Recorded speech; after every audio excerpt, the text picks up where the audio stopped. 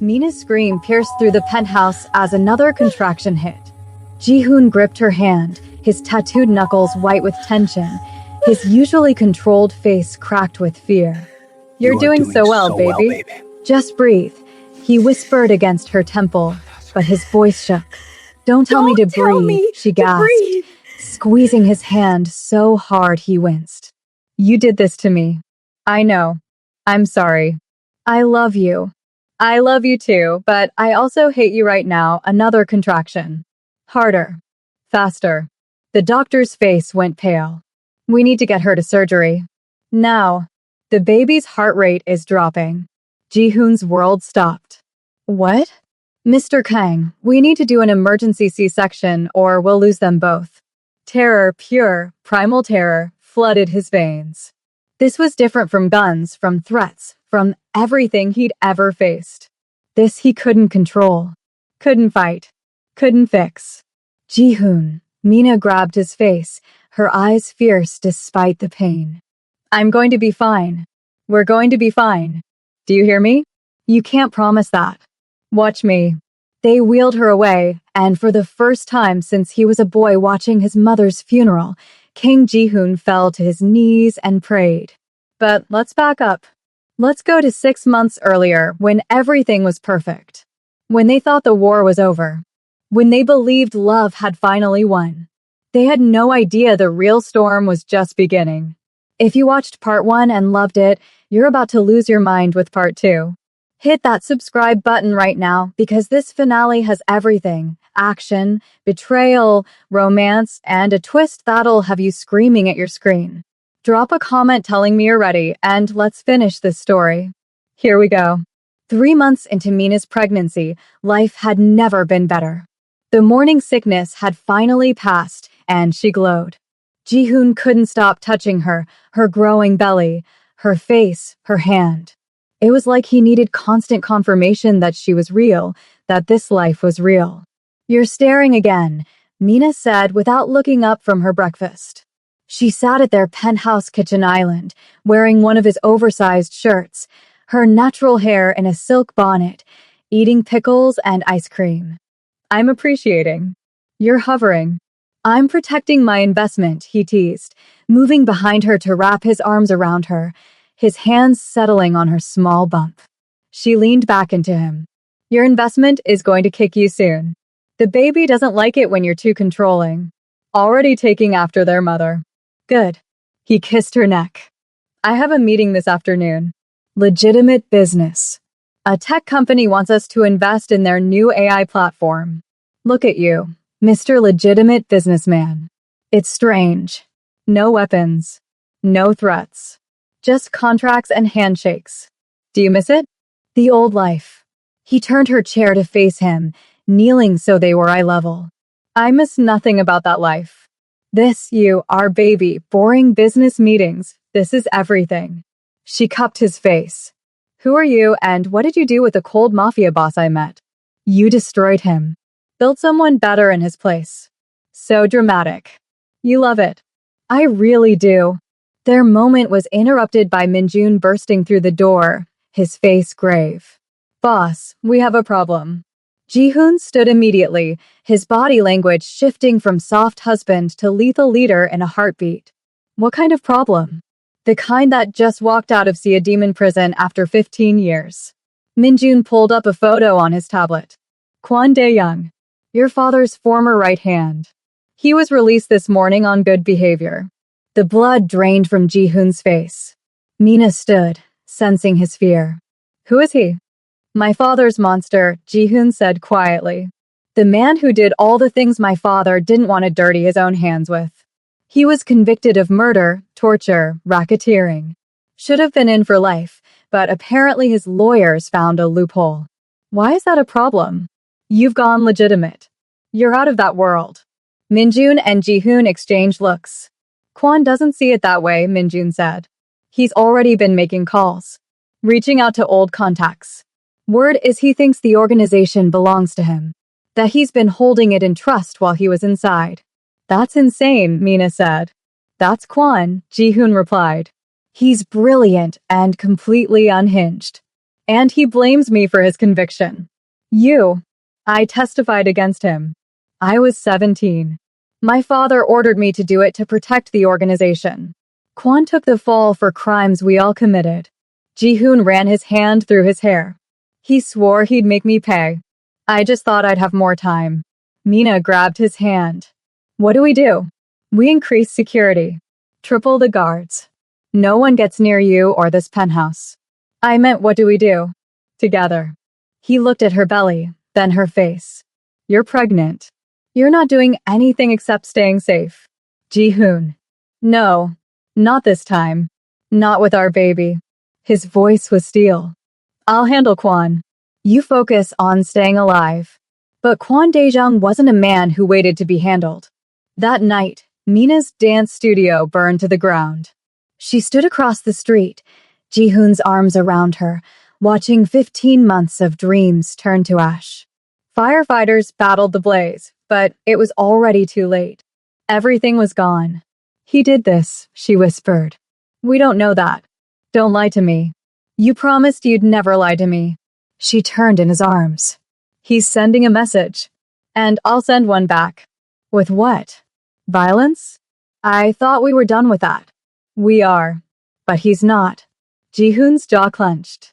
I won't let him destroy what we've built. Min-jun approached with his phone. Boss, you need to hear this. He played a voicemail. A rough, smoke-damaged voice filled the air. Hello, Ji-hoona. Did you like my gift? That's for the 15 years I spent in a cage while you played king. But don't worry, I'm just getting started. You took everything from me. Now I'll take everything from you. Starting with that pretty foreign wife and the bastard she's carrying. Sleep well. Mina felt Ji-hoon's whole body turn to stone. When she looked up at his face, she saw the monster he used to be staring back through his eyes. Get her to the safe house, he told Min-jun. Now. I'm not going anywhere without you, Mina protested. Yes, you are. Ji-hoon. Please. He grabbed her face, and she saw something she'd never seen before. Pure terror. Please, Mina. I can't think straight if I'm worried about you. I can't be strategic if I'm watching over my shoulder every second.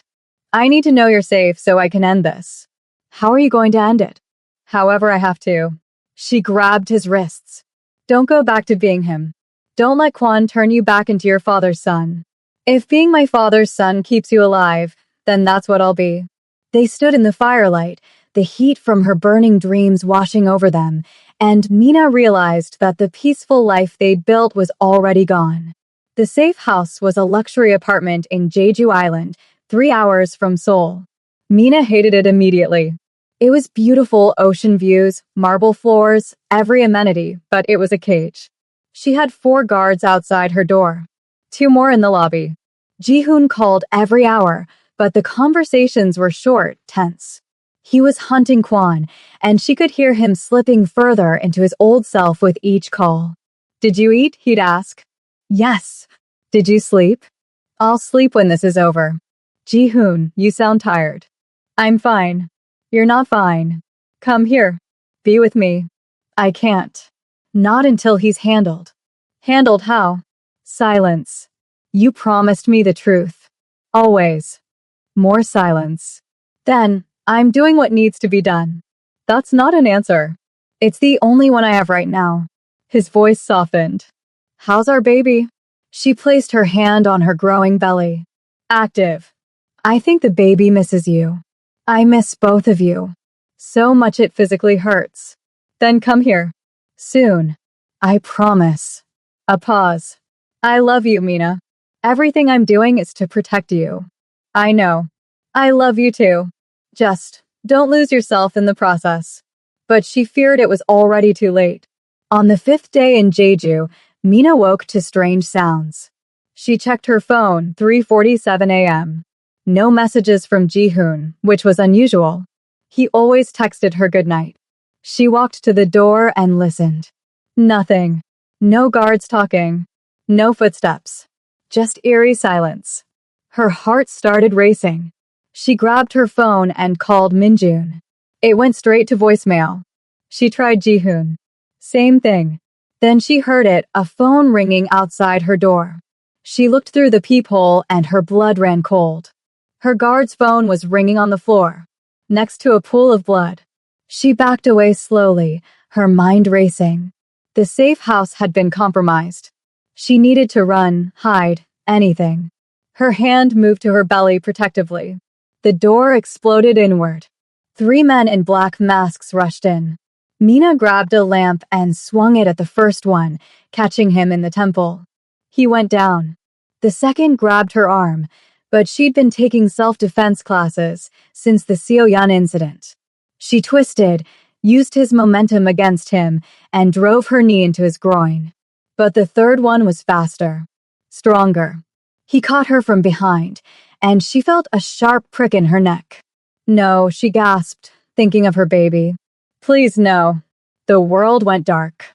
When Mina woke, her head was pounding and her mouth was dry. She was in a warehouse abandoned, judging by the rust and decay. Her hands were zip-tied to a chair, but loosely. Amateurs. Finally awake. She looked up. A man in his 60s stood before her, scarred face, cold eyes, the bearing of someone who'd spent decades in violence. Kwon Dae-young. Where's my husband? She demanded. Kwon laughed. Your husband? Is that what you call him? The boy who betrayed his own father's legacy. He circled her like a shark. Ji-hoon's probably tearing Seoul apart looking for you right now. Good. Let him suffer. What do you want? What I'm owed. The organization. The power. The empire that should have been mine. He leaned close. Ji-hoon's father promised me. We built that kingdom together. But when the police came, he threw me to the wolves. Made his own son testify against me. Ji-hoon was a child. He was a traitor. Just like his father. Kwon's eyes glittered with madness. But I'm patient. I spent 15 years planning this. And now I'm going to take everything. The organization. The money. And his reason for going soft. He touched Mina's belly. She jerked away. Touch me again and it'll be the last thing you do. Brave. I see why he likes you. Kwon pulled out a phone. Let's call him, shall we? He dialed. Ji-hoon answered on the first ring. Where is she? His voice was lethal calm. Safe. For now. Hello, Ji-hoona. Miss me? Kwon, if you hurt her. You'll what? Kill me? I've been dead for 15 years. Prison is death. But now I'm resurrected, and I'm taking back what's mine. The organization is gone. I've dismantled it. There's nothing left to take. Liar. You've just hidden it better. Gone, legitimate. He spat the word. Your father would be ashamed. We didn't build an empire so you could turn it into some corporate joke. My father is dead. His empire died with him. I built something new. Then I'll burn your new empire and rebuild the old one. Starting with your whore and her baby. Mina heard Ji-hoon's sharp intake of breath. When he spoke again, his voice was ice. Name your terms. The organization. All of it. Every asset, every contact, every dollar. Sign it over to me, and I'll let them live. How do I know you won't kill them anyway? You don't. But it's the only chance you have. Kwon smiled at Mina. You have 6 hours. Come alone to the old shipping yard at the port. Bring the transfer documents. Try anything, and I'll gut her like a fish and make you watch. He hung up. Mina's mind raced. He's going to kill me anyway.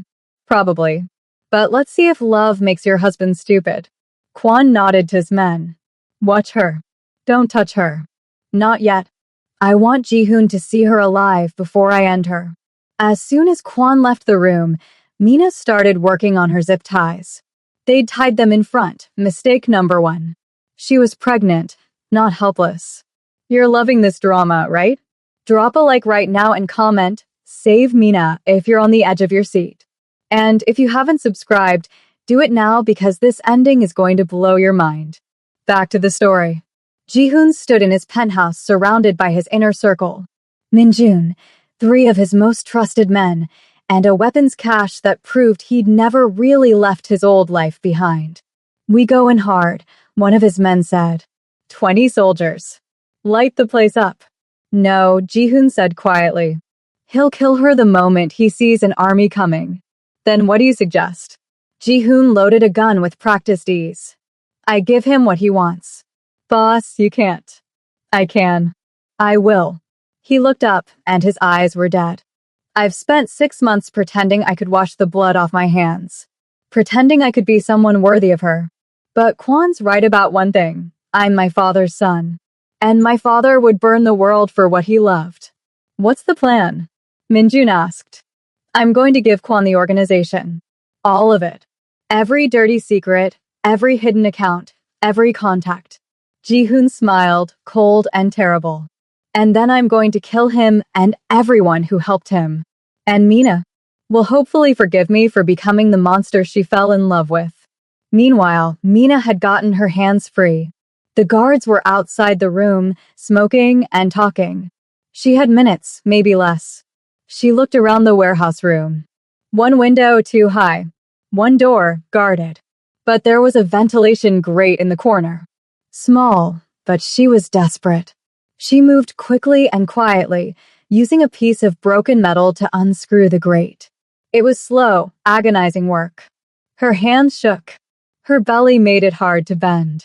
But she thought of her baby, of Ji-hoon, of the life they'd built. She got 3 screws out. The 4th was stuck. The door opened.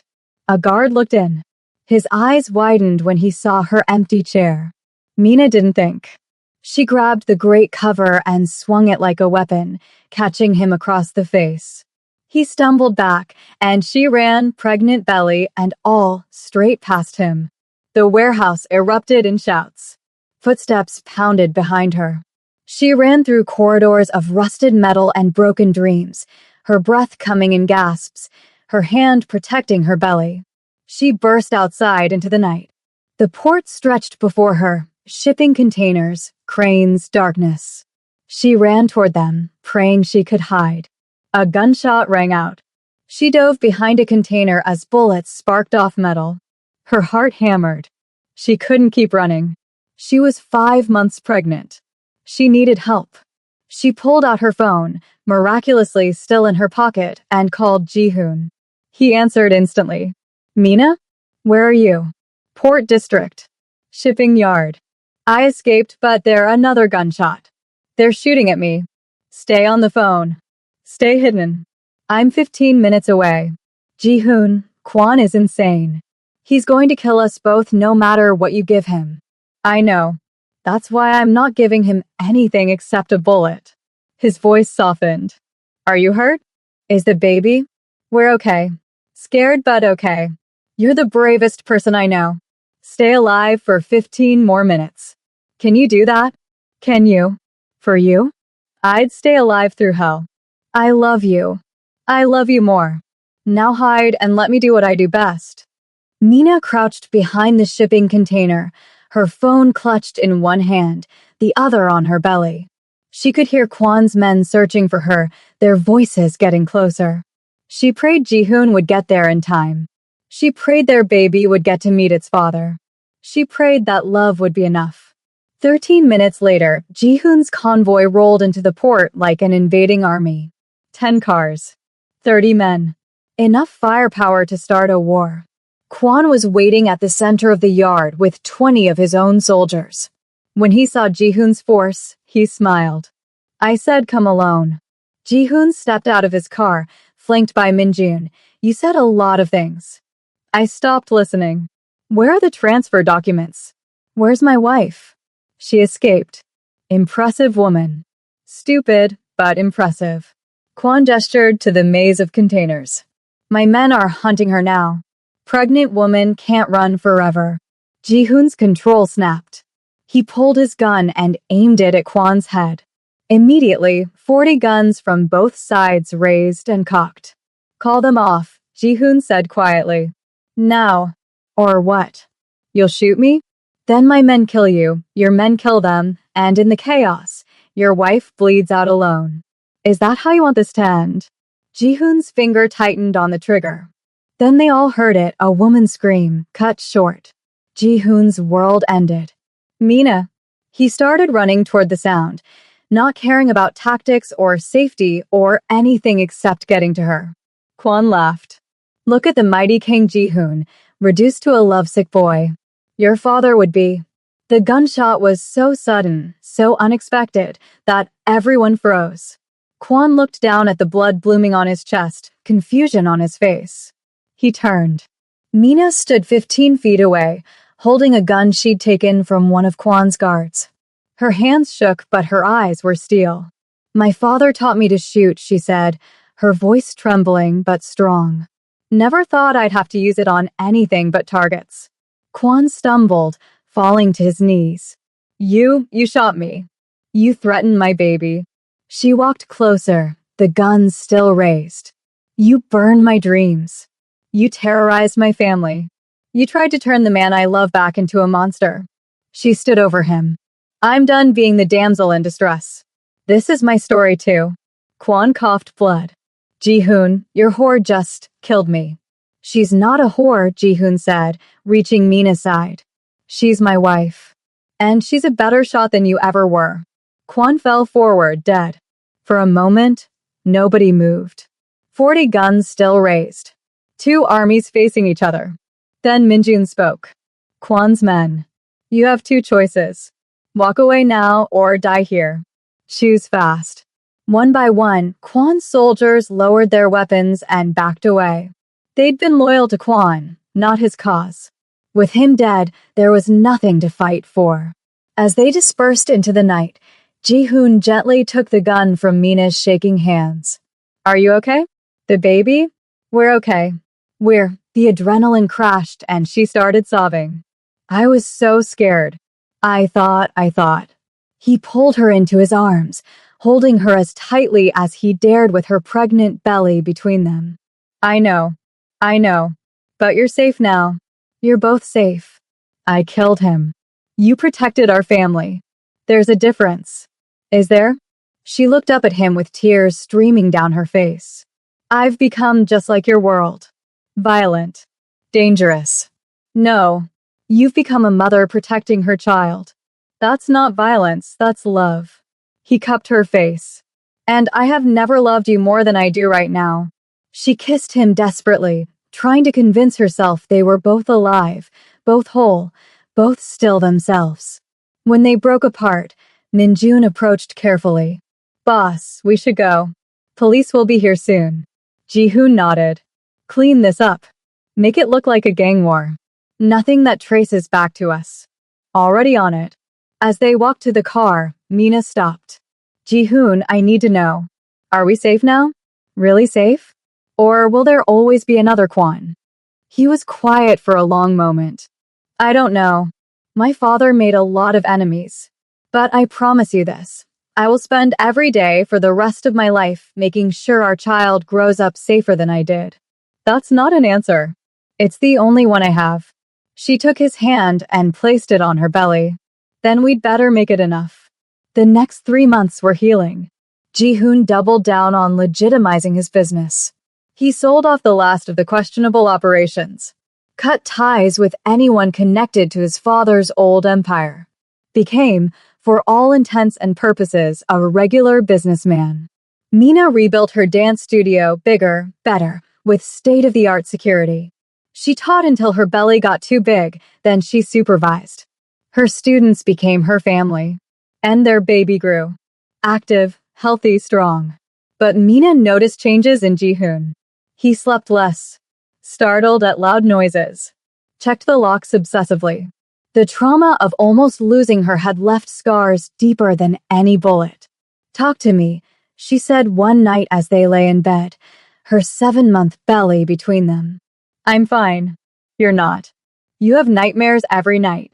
You barely sleep. You're drowning, Ji-hoon. He was quiet for so long she thought he wouldn't answer. Then, I keep seeing you in that warehouse. I keep hearing you scream. And in my nightmares, I don't get there in time. I find you bleeding, our baby gone, and it's all my fault. But that didn't happen. But it could have. It almost did. He turned to face her, his eyes haunted. You had to shoot a man because of me. You had to become violent because I brought violence into your life. No, I chose violence to protect our child. That's on me. You shouldn't have had to make that choice. Maybe not. But I did. And I'd make it again. She grabbed his face, forcing him to look at her. Stop carrying guilt for things that didn't happen. We're alive. We're together. We won. Did we?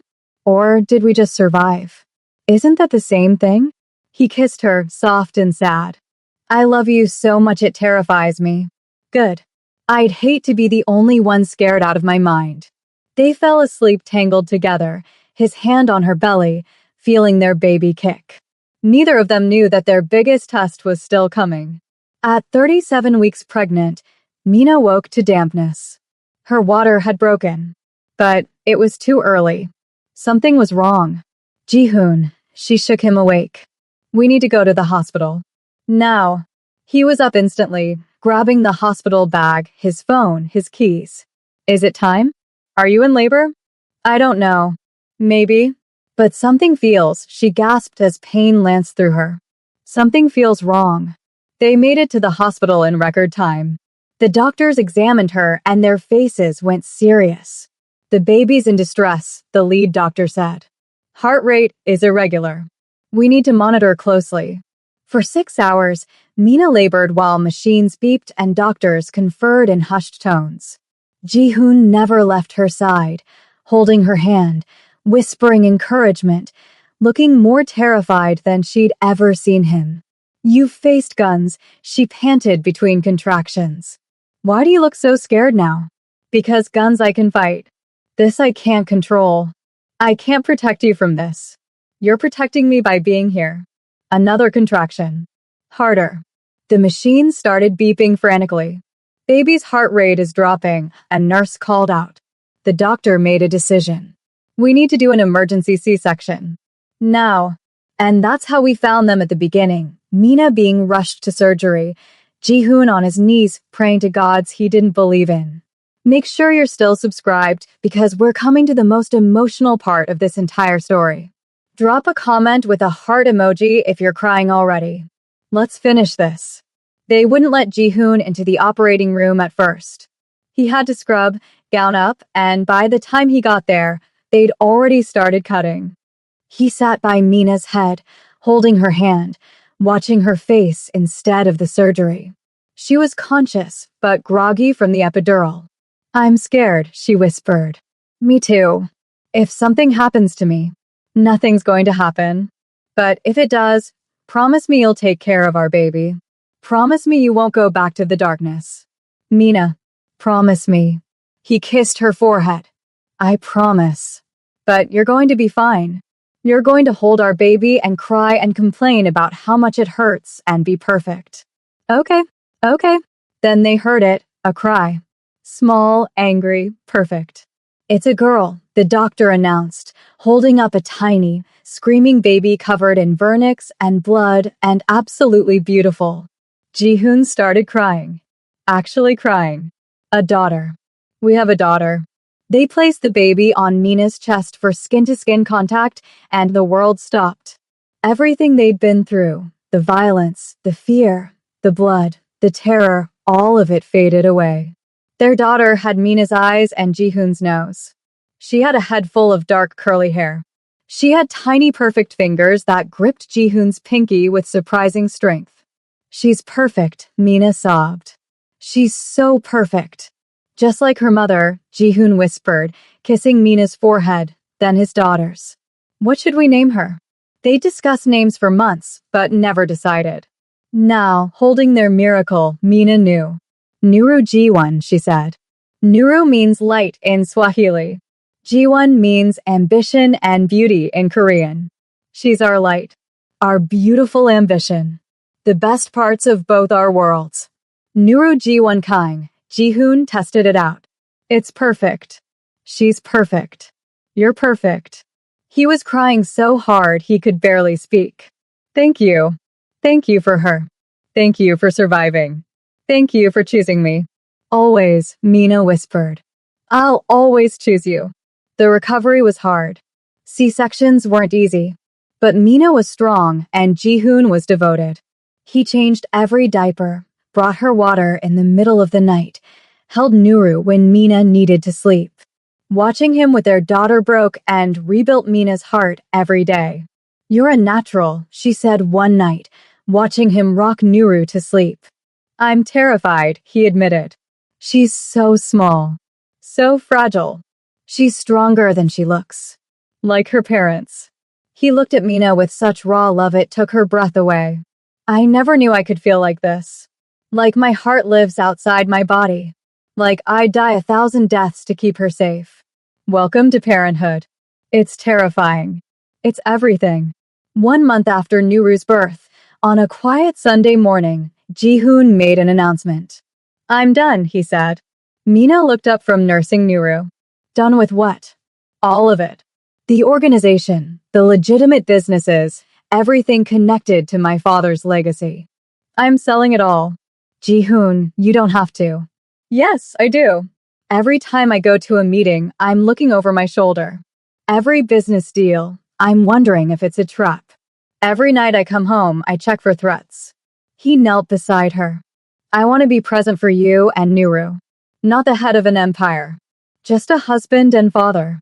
What will you do?" "I've been thinking about that. Minjun can run the businesses. He's more than capable. I want to start something new. Something completely mine." He smiled. "I want to open a music school. Classical music. My mother's dream before she married my father." Mina's eyes filled with tears. "You're serious?" "Completely. We'll use the money from selling the businesses. You have your dance studio. I'll have my music school. Nuru will grow up surrounded by art instead of violence. What about the people who still see you as the Mafia boss? Let them. I know who I am now. I'm Nuru's father. Your husband. A man trying to be better than his bloodline." She kissed him, careful not to disturb their nursing daughter. "I love you so much. I love you more." "Impossible. Watch me prove it every day for the rest of our lives." 1 year later, on Nuru's first birthday, they threw a party that blended Korean and Kenyan traditions. Mina's mother flew in from Nairobi, healthy, vibrant, crying over her granddaughter. Jihoon's music school had opened to rave reviews. Mina's dance studio had expanded to 3 locations. And Nuru, perfect, beautiful Nuru, took her first steps at her own party, stumbling from Jihoon to Mina while everyone cheered. That night, after all the guests had left and Nuru was asleep, Jihoon and Mina stood on their terrace overlooking Seoul. "Do you ever miss it?" Mina asked. "The power. The fear. People bowing when you walked in a room."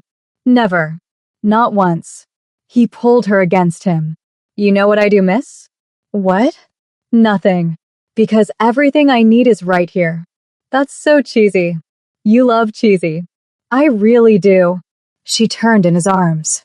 "Do you think we're done? Done with the chaos and the violence and the threats?" "Honestly, I don't know. My past is long and bloody. There might always be ghosts. But I do know this. Whatever comes, we face it together." "Together," she agreed. "Can you handle this size of forever?" he asked, echoing his question from their wedding. She smiled. "Watch me." They kissed as Seoul glittered below them, 2 people from different worlds who'd built a bridge with their love. A curvy Kenyan dancer who'd brought light into darkness. A reformed mafia boss who'd learned that true strength wasn't violence, but vulnerability. And a baby girl who represented the best of both their worlds. 3 months later, Mina had another announcement. "I'm pregnant again." Jihoon dropped the dish he was washing. It shattered on the floor. "You're what?" "Pregnant." "Surprise?" He stood there, dripping dish soap, staring at her with his mouth open. Then he started laughing deep, genuine, joyful laughter. "We're going to have another baby? Apparently I'm very fertile and you're very potent." He crossed the kitchen in 2 strides and lifted her up, spinning her around. "We're having another baby." "Jihoon, put me down, I'm going to be sick." He set her down gently. "Morning sickness already?" "All day sickness. Thank you very much." But she was smiling. "Are you happy?" "Happy?" "Mina, He couldn't find words. So he showed her instead, kissing her like she was oxygen and he'd been drowning. When they broke apart, both breathless, He pressed his forehead to hers. You gave me everything I didn't know I needed. A daughter. A purpose. A reason to be better. And now another baby. His voice cracked. How did I get this lucky? You took a chance on a curvy dancer who didn't know when to be afraid of you. Best decision I ever made. Second best, she corrected. The best was choosing to be better than your father. No, that was all you. You made me want to be better.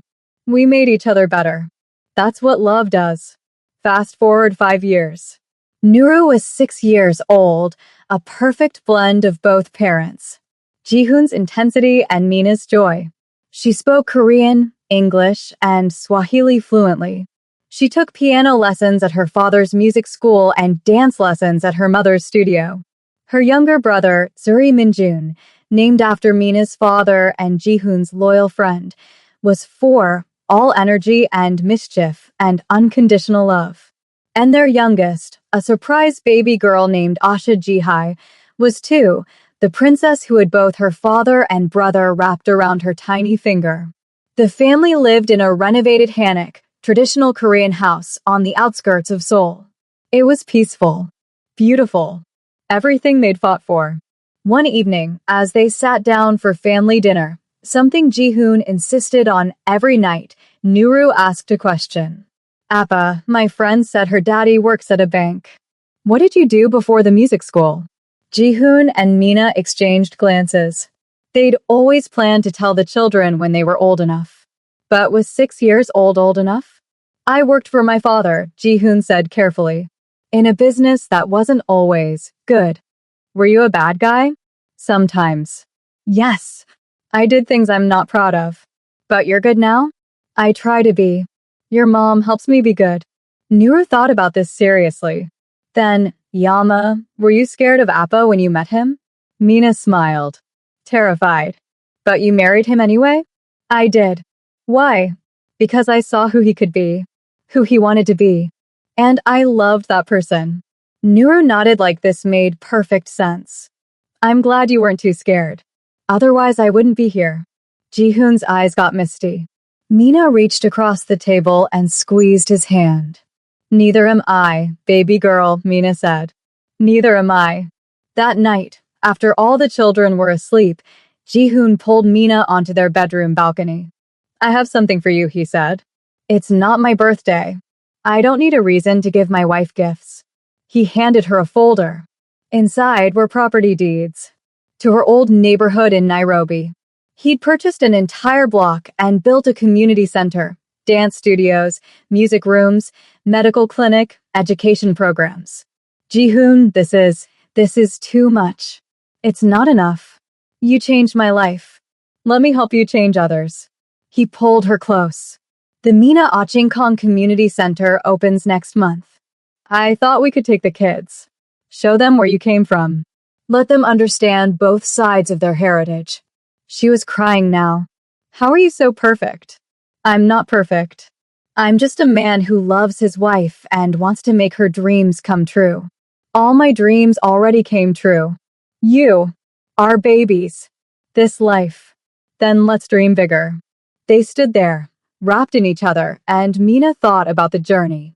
From a struggling dancer to a woman who'd shot a man to protect her family. From a mafia boss's fake girlfriend to his true partner in every sense. It hadn't been easy. It had been terrifying, painful, bloody at times. But it had been real. And it had been worth it. Can you handle this size of love? Jihoon whispered, their old question resurfacing. Mina smiled against his chest. I can handle anything with you. Even when I'm old and gray and can't remember where I put my keys? Especially then. Even when I'm grumpy and overprotective and ban our daughters from dating until they're 30, I'll help you enforce that rule. He laughed. I love you, Mina Aching Kong. I love you, Jihoon Kong. Always have. Always will. They kissed under the Seoul stars, 2 people who'd survived impossible odds to build an extraordinary life. And somewhere inside, 3 children slept peacefully, never knowing how close they'd come to never existing at all. Because their parents had been brave enough to love across every boundary. Smart enough to choose each other every single day. and strong enough to handle whatever size of challenge came their way. So there you have it, loves. The complete story of Mina and Jihoon. From a chance encounter in a club to a family of 5 living their best life. From violence and fear to peace and love. From 2 broken people to 1 unbreakable unit. If this story touched your soul, if you cried, if you laughed, if you believed in love again, show me by absolutely destroying that like button right now. Smash it. Break it. Give it all the love. Drop a comment telling me your favorite moment from this entire 2-part series. Was it when Mina shot Kwon? When Nura was born? The proposal? The first kiss? I want to know everything. And if you haven't subscribed, what are you even doing? Subscribe right now and turn on all notifications because I've got more stories coming that will wreck you in the best way possible.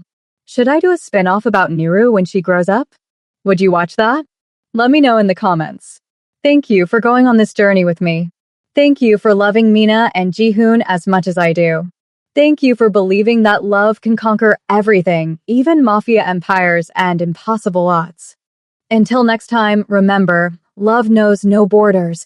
Courage comes in all sizes, and the bravest thing you can ever do is choose to love someone with your whole heart, even when the world says it's impossible. Keep dancing through your storms, beautiful people. Keep loving fearlessly. Keep being brave. I'll see you in the next story. Sarangi. Nakupenda. I love you all.